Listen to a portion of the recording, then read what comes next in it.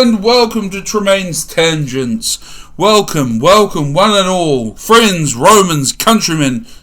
Okay, enough of that. So today we're discussing Spaceballs, and since that is Jag's favourite movie, aside from Jane Austen's Mafia? That was a good one too, yeah. So, we also encourage you to watch that, because we will do a review of that in the coming February. So, first of all, we have, so Jag, we're just going to run down how this episode's going to work, sort of like a table of contents. So Jag will give a summary of Spaceballs, then I will give my opinion of Spaceballs, Jag will give his opinion of Spaceballs, there'll be a light discussion, a heavy discussion afterwards, and then we will wrap it all up and talk about some upcoming stuff. So stick around, it's going to be a good episode. So, Jag, Spaceballs. Yep, so it mainly follows the story of the original Star Wars trilogy, but it does have, I should probably say this is a parody. Yeah. Clearly, like everything Mel Brooks does, a loving parody. So, like, made by Mel Brooks, who of course did Blazing Saddles. He did Young Frankenstein. Did The Producers, which you may know from the amazing piece Springtime for Hitler. He did Robin Hood Men in... What? Why would you bring up Springtime for Hitler? Oh no. Alright, that's how people know The Producers. And he also did Robin Hood Men in Tights, which was also fantastic. If you are familiar with World War Z, the good book, not the terrible movie, that is Mel Brooks' son. Ooh. Who wrote that, and it's good. But enough about Mel Brooks, who I believe you just mentioned is Jewish. Yes, he is. That's why he's allowed to make some of the jokes in this film. So yeah, just to clarify, I was making the reason I mentioned he was Jewish is because there are some jokes in the movie that may come off a bit Nazi-ish if he wasn't. Yeah. He's like Gilbert Gottfried. That's what Gilbert Gottfried was allowed to call Trump Mein Führer for a reason. As he said, he would be the one he may not have done the prayers or the holidays, but he would have been carted off if they came back. So carry on, Jag. So, if you haven't seen it, go see it. 1987, you should be able to find some way of watching it.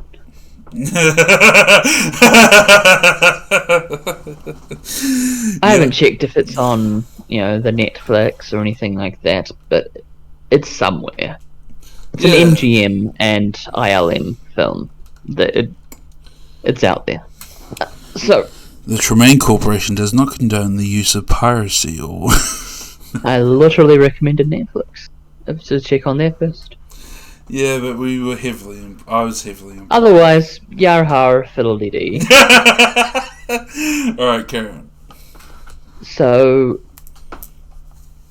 it opens with not necessarily a novel idea, but definitely one that's not from Star Wars directly. Planet Spaceball, which is it looks like I forget the term for it, a single city planet. Oh, like Coruscant. Like Coruscant, thank you. Or perhaps Earth in Asimov stories. Which was last week's episode. Go check that out if you haven't checked out that one. And also come back to this one. Watch all our stuff. Watch it! Alright, carry on, Jake. So President Scroob, played by Mel Brooks, and Scroob is Brooks backwards. For anyone who didn't pick that up. Tremaine, having watched this in person with me, is probably going to go, "What? That was a joke!" like 20 times throughout this description. They used all of their air. They ran out of air. So they've gone to the planet Druidia, as in druids, demanding a code to get through the shield so they can steal all the air. To convince the king, they kidnap his daughter, Princess Vesper, who is clearly Princess Leia, except named after a scooter, who is had an arranged marriage to Prince Valium, a narcoleptic. Now, depending on where you live, that may or may not make sense. Valium, where me and Tremaine are, is a benzodiazepine, muscle relaxant, mood enhancer. Valium in America, I believe, is something, if not exactly, along the lines of Zopiclone, so just a sleeping drug. So, Scroob sends Dark Helmet, who I get the feeling is supposed to be Darth Vader. Big black helmet, voice that goes... just because it's hard to breathe in there. Played by Rick Moranis, who you might know from... if he wasn't in Ghostbusters. I'm pretty sure he's in Ghostbusters. Jake, if he wasn't, I'm going to feel like an idiot. Buster makes me feel good, Mr. Tremaine. So, sends the Darth Vader lookalike to kidnap Vesper and all that in a massive ship. Yes. How to tell if someone has the same sense of humor as you do? Put on Spaceballs, see if they can handle the introduction of the ship. The ship is commanded by Colonel Sanders, as in the chicken. He is commander of Spaceball 1. He is a direct parallel of Grand Moff Tarkin, except with chicken. Except with chicken and not played by a Shakespearean professional actor, yeah. Yeah. So, his name being Colonel Sanders comes up as a joke, I think, twice. Then never was mentioned again. And then never again. Just he's Colonel Sanders.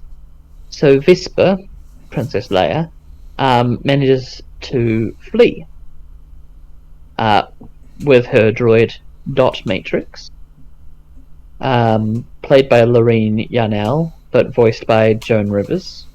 Yeah, Joan Rivers. R. There are some big names in this. R.I.P. Joan Rivers, by the way. So a female C-3PO, a very female C-3PO. And very Jewish as well. And very Jew. Well, Joan Rivers she is a Jew. Was a Jew. Right. But Dot Matrix is a robot and thus doesn't have a soul, religion or ethnicity. And Princess Vesper is a princess. I said Princess Vesper, right? Yes. Is a princess of planet Druidia, making her a Druish princess. Ba ba ba ba da bum. So there's a few Jew jokes in here, but it's a Jew making them, so I think it's okay. It's a Jew making them. Oh, suck on my nuts. I hope it's okay. It's a Jew making them, so go fuck yourself. Yeah, okay, carry on. The king gets in touch with Lone Star, who is, of course, a mix of Luke Skywalker and Han Solo. Played by Bill Pullman in his it's not the Millennium Falcon, it's the Eagle 5. Instead of Falcon, it's Eagle, and 5 I think is a reference to Babylon 5. It is clearly a Winnebago with wings attached, which I love. His companion Barf, who is a Morg, half man, half dog, a Mog. A Mogus, yep. As played by John Candy. Again, big ass names. So of course, half man, half dog. That's a Chewbacca parody. They help her escape. There's some funny scenes, just making fun of Star Wars and Space Trek and Space Trek. Planet of the Apes, all of that stuff. They get stranded. I think they crash on a desert planet. This might sound familiar. Big old desert planet where they meet a tiny green Jew. By which I mean Yogurt, the Yoda parody, who is played by Mel Brooks. The Schwarz. Mel Brooks plays. Yeah, may the Schwarz be with you. So Mel Brooks plays two characters. Basically, Emperor Palpatine and Yoda. So, it's fun. They're found by the Dinks, which would be a reference to, help me out here, Tremaine, little guys. Oh, Ewoks. No. Not Ewoks. Little guys. Big trapezoid cargo desert crawler. Who are the little guys? Oh, the Jawas. Jawas. So the Dinks are Jawas. The Dinks find them, save them, take them to meet Yogurt. Here is where one of the funny behind-the-scenes jokes comes in. Yogurt starts going on about all of the Spaceballs merchandise. Spaceballs, the bed sheets. Spaceballs, the toilet paper. It's just like a 5-minute long ad for Spaceballs merchandise. Mm-hmm. When they were making the movie, or doing scripting, they spoke to George Lucas and they asked, like, hey, we want as much permission as possible because we're making this, but we also love what you did. We respect you. What conditions do you have? We'll meet them as much as we can. And George Lucas, being... No, I can't say that. That's horribly offensive. Let's just say the very Jewish Mel Brooks was okay with not doing merchandising. George Lucas wanted all the merchandising. Because his focus was always the money, it wasn't the movies. So Lucas said... That's a hot take, fuck! This sounds... Hey, I wasn't going to say that he was being more stereotypically Jewish than Mel Brooks was. That would be terrible to say. So I didn't say it, and I don't think you should. But one of his conditions was no merchandise. Make the movie, play it in theaters, VHS sales, that's fine. No toys. Toys are my thing. I want toys, I want the money. So this 5-minute long ad is just crack up because they agreed there'd be no merchandise. So it's just taking the piss. Yogurt teaches Lone Star how to use the Schwarz. Gives him a ring, which a sort of like a fixed length laser beam comes out of. I'm not sure if that's a reference to anything Star Wars. Shut up. It's know like it's a fucking lightsaber. A baton of... Oh, yeah, like a lightsaber, yeah. And teaches him how to control the upside of the Schwarz. Lone Star and Vesper get on the verge of being smoochy, but Vesper can only marry a prince. It's one of the things with Planet Deridia. She's the only heir, and they're only allowed to marry princes, and Prince Valiant was like the last galaxy or whatever. Dark Helmet and Colonel Sanders try to find them. To do so, they find they go to the Blockbuster video, grab a VHS copy of Spaceballs, fast forward until they get to the scene of where they are on the desert planet. Like, there they are. Go down to the desert planet to find them. Ha ha ha. Um, he uses Dark Helmet uses the downside of the Force and manages to not the Force, the Schwarz. Schwarz. Oh, you idiot! We're gonna. Oh, edit that out. Cut! George Lucas is breaking down my door! Run! Okay, carry on. It's okay, George. We'll have our editor cut that. Yeah, the editor. Editor, don't forget to cut. So it does like a little mind control thing, convinces her to come out of Yogurt's hideout, steals her, kidnaps her away. More Jewish jokes here. He threatens her with torture, she won't break. He threatens her with reversing her nose job. She breaks. She breaks because she has a very big nose. Again. A lot of Jew jokes. The Jew jokes that, like, I'm not sure even a Jew would get away with them today, to be honest. So they send the massive spaceship they've been in to planet Druidia, where it transforms into a giant maid with a vacuum cleaner. So, sucking all the air out. Lone Star changes it from suck to blow, pushes all the air back. There's some funny scenes, some amusing effects. Lone Star and Helmet fight with their Schwarz rings. Mainly follows Star Wars, basically. Blow up the ship, manage to escape.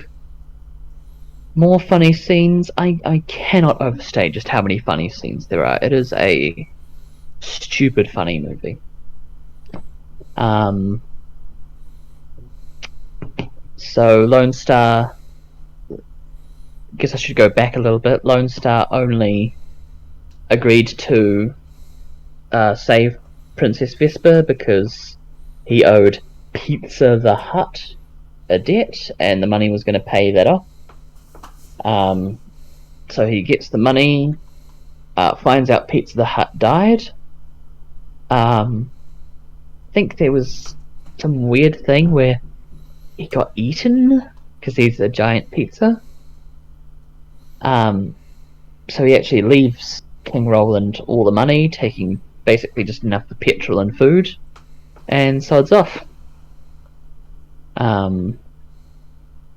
He finds a message from Yogurt saying that his mysterious necklace says that he is a prince. Oh, Vesper can only marry a prince. Rushes back to Vesper, finds her about to get married, throws Prince Valium off the stage, and marries Vesper in a very amusing scene.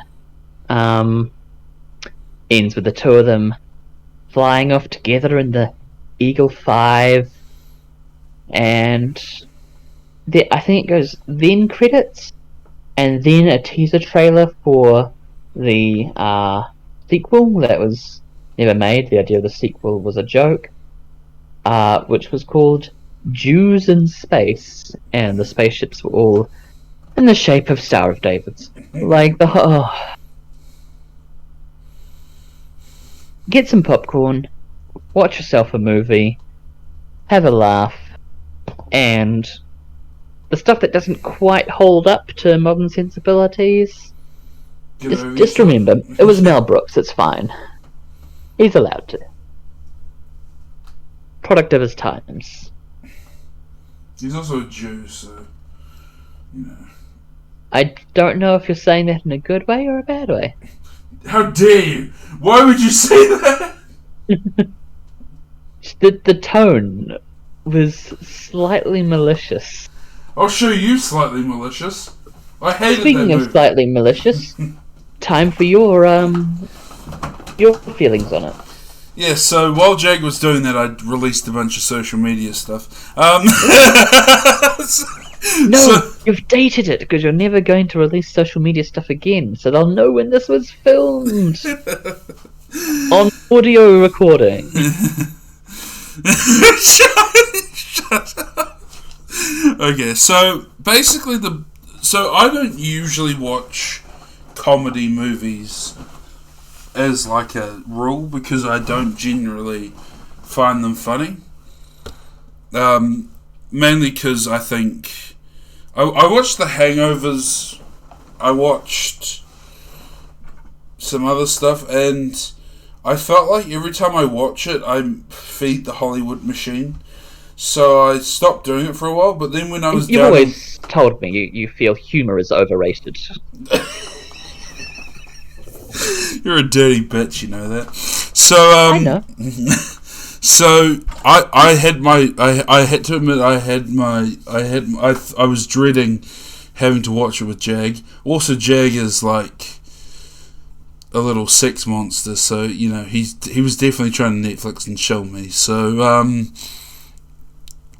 I was a little worried about that. But what ended up happening was one of these really special moments where I just got to feel like things. It was like an old YouTube video. You know those. I don't know how to describe it other than that. Where you know those. You know before YouTube became corporate and boring. It was like that. It was like this big relief. There was no pressure for like making. Like there was no Bud Lights. There were no like fucking Mountain Dew ads. It was just pure comedy and pure funniness. It was like Tramadol Nights. It was like Mitchell. It was like Mitchell and Webb. It was just good comedy. Good, not clean comedy. It was free. It was free, and so I enjoyed it, and I really did, and I thought I was going to have to lie to Jag and say that I found it funny, but I didn't. I didn't have to lie. I did find it funny, and I found that spaceship continuously going on. I think, if I remember correctly, we had a few drinks in us, and we were just... Jag was looking at me as I just continued... As the fucking ship just continued to fucking go along. And I was like, oh my god. I was just laughing my ass off. So yeah, it's a good watch. It's a lot of fun. Now, Jag, your opinion. I'm going to slap you. I love it. As I think we've noticed with our other reviews, our interviews, our biographies, all of it, I like the stories behind the story. And one of my favourite things from this is when they went to Lucas for permission.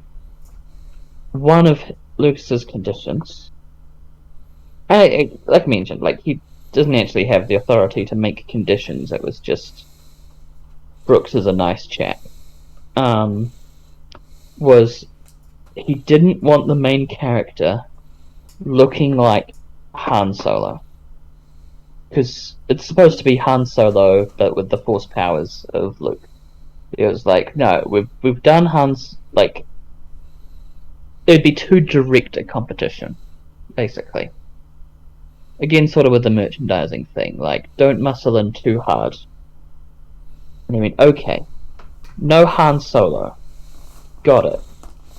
Which is why the main character looks exactly like Indiana Jones.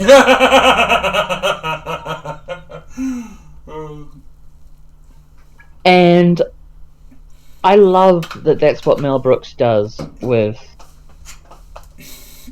any time that it's like he gets a limitation, he goes, okay, well, how can that be a joke? You know, if you're not allowed to swear, how about you just use funny words instead of swearing? You know, make something up. Yiddish words like vergrapte or what else? Or how in Cannibal the Musical, they talk about it being a spadoinkle day. And it's because when they were writing the song, they, you know, just put in the word spadoinkle. Because it fit the meter, it fit the rhythm. And then later when they were looking back, they're like, alright, what type of day? What can fit in in this Spadoinkle-shaped hole. And they couldn't find anything, so they just kept Spadoinkle. And it's that thing of using your limitations to make it funnier, you know?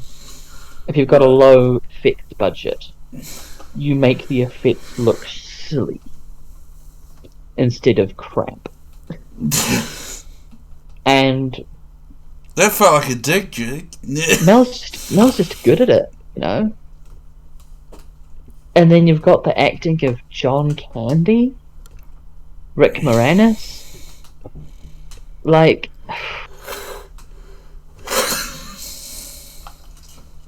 personally, I think my favourite acting of the whole thing was John Candy. Buff. No, and I'm curious as to what your favourite. My favourite was favourite scene, favourite character. My favourite was definitely Yogurt. I just couldn't get over him going, "You need to use the Schwarz!" It just reminded me of Don Rickles like shouting at people on stage, and it was just so funny.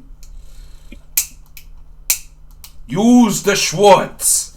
You gotta use the Schwarz! Having a little Jewish yoga.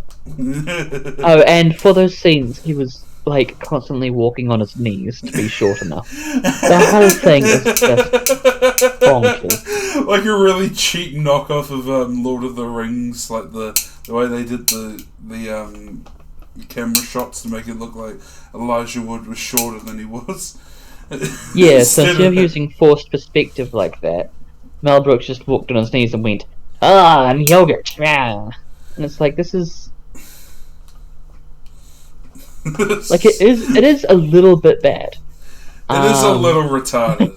But that's the word you wanted to use. I'm using it. I don't care. It's not the word I wanted to use, and it's a word that I ask you not to. Isn't the first time I've said stop saying that word. Or at least don't use the hard R. Oh, okay. Wordarded.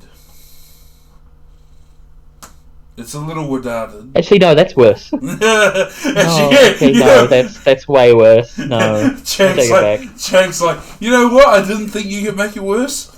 I was wrong again. Gandhi, Tremaine, you just keep finding new heights. Gandhi? Yeah, I don't know why I called myself Gandhi. And that is Spaceballs. Alternative title used in space. Is Mark Hamill Jewish, actually?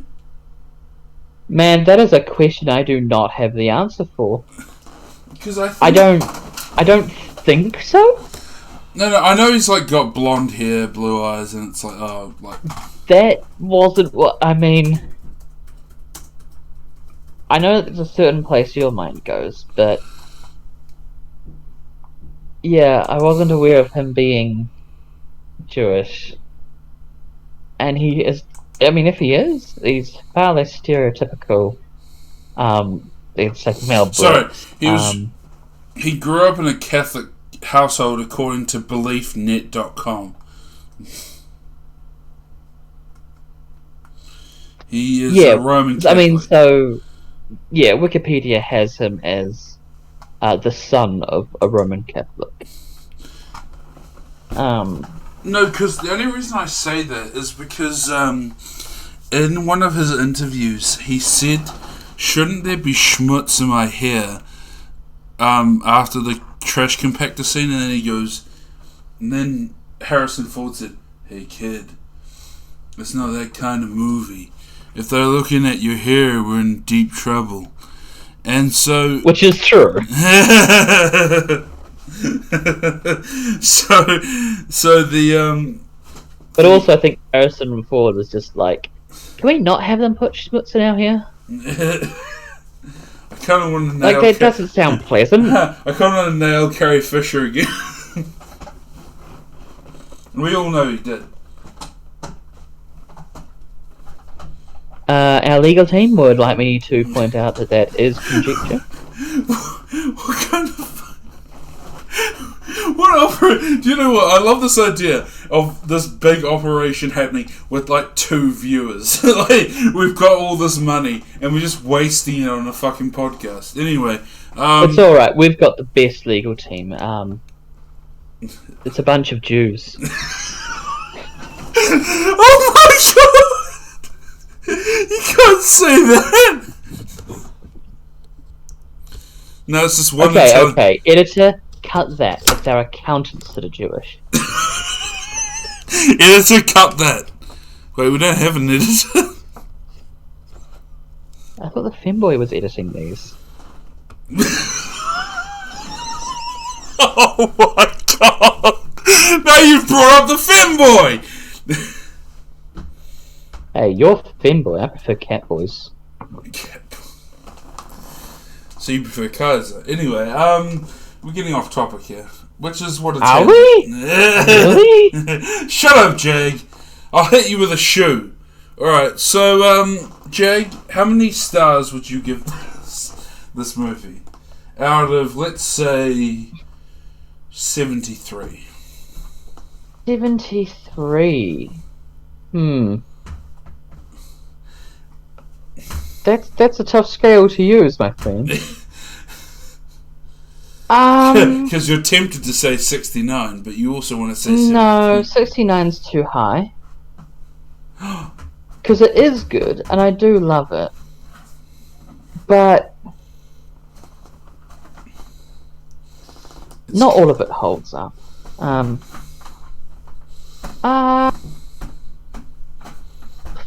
Maybe 51. Okay. So Jake gives it a 51 out of a 73,000. What? No, out of 73.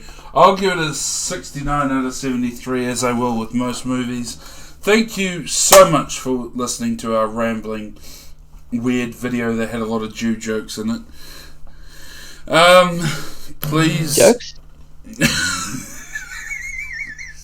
Please send all your complaints to at what's Harleen Schmeilian on Instagram, or at Cameron Evans _ So so thank you so much for listening. Don't forget, the next episode is still to be decided. We are still deciding which Asimov short story to do, or maybe we'll do Jane Austen's Mafia. Either way, who cares? No one's listening. Thank you so much for... Make sure to follow us on Facebook, Instagram, Real Life. Wait, no, not that. Not Twitter, because we're not on Twitter, because #fuck Elon. And that's gonna... Do you know what? That's gonna be one of the hashtags in the YouTube video, #fuck Elon. Oh, YouTube? We apparently release these as... Oh yeah, so we release these as... Video? We release them as... Yeah, I have a video camera of you in your room, and I play the same footage over and over again, and then I have me in like really clean clothes doing like a really cool dance. No, we do this all with still images. It's just to catch more people. Alright, thank you for listening. Bye! Have a wonderful time. It's also Tuesday, 7 a.m. Bye!